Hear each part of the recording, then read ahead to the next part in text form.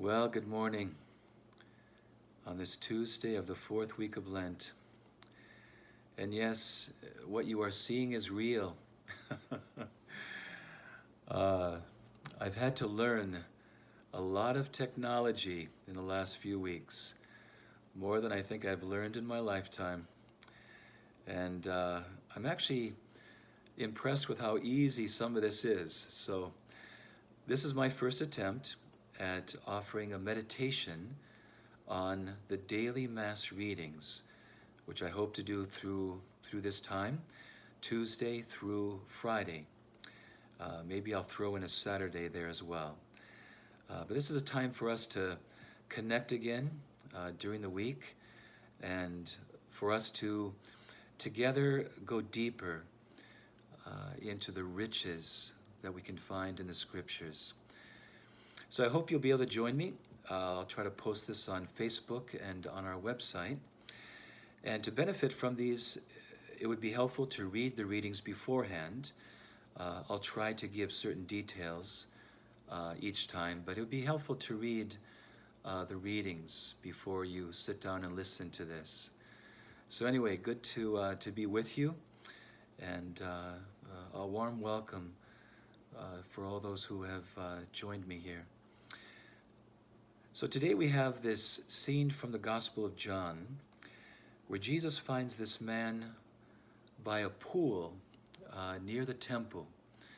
This pool has certain healing properties, but this man's illness is such that he's not able to move very quickly when the water is stirred, because it's only when this water is stirred that it has this healing property. So Jesus finds this man, and he's had this illness for 38 years. Imagine that. That's a long time for anybody. And I think what is worthy of note here, if we look at all the Gospels, look at the compassion that Jesus has for the sick. Look at how many times we see Jesus drawn to the sick, and the sick that are drawn to him, and he shows this compassion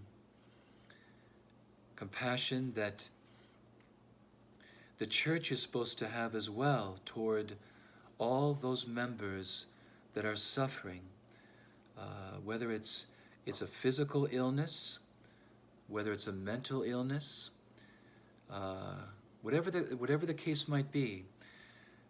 The church is to have the same mind and heart as Jesus toward the sick.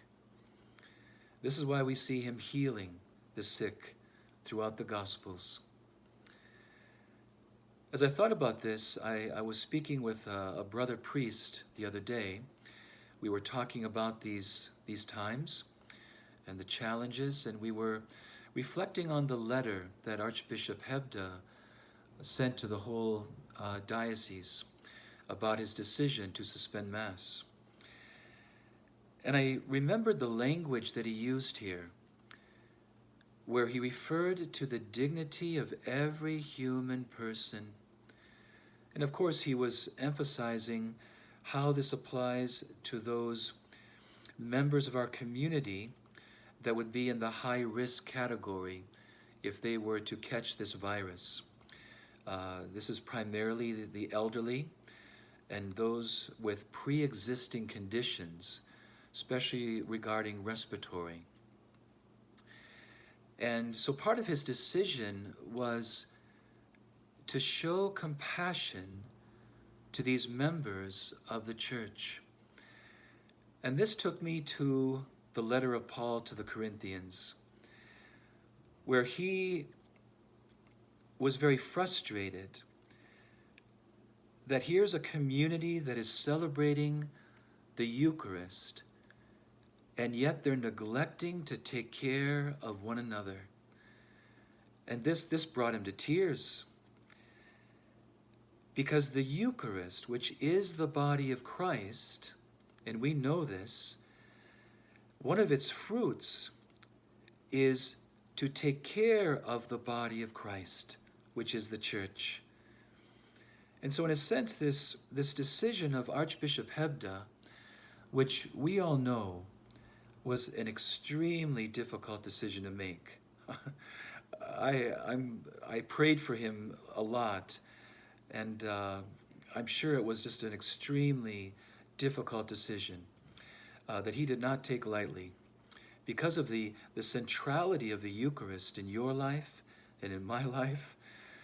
But I see here there's a Eucharistic theology at play here, and a pro-life teaching that we see as well.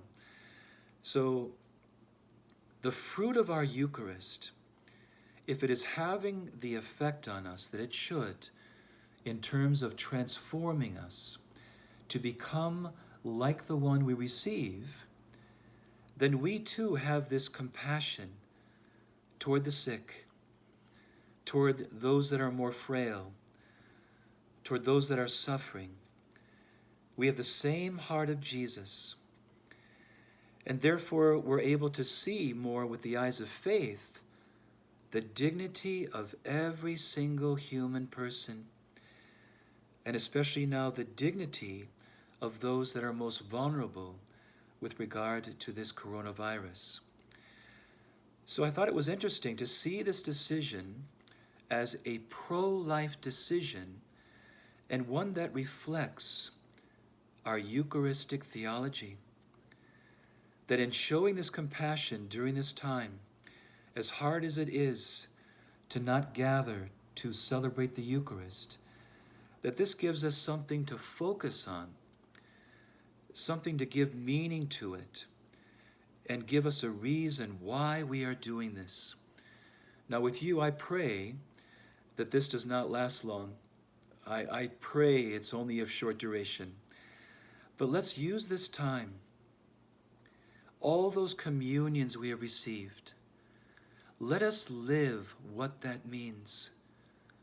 Let us express the body of Christ that we receive in our care for the body of Christ that is the church, concretely in the people that are part of our community. So God bless you. I hope that was helpful, and I look forward to being with you again to share the riches of the gospel. God bless you.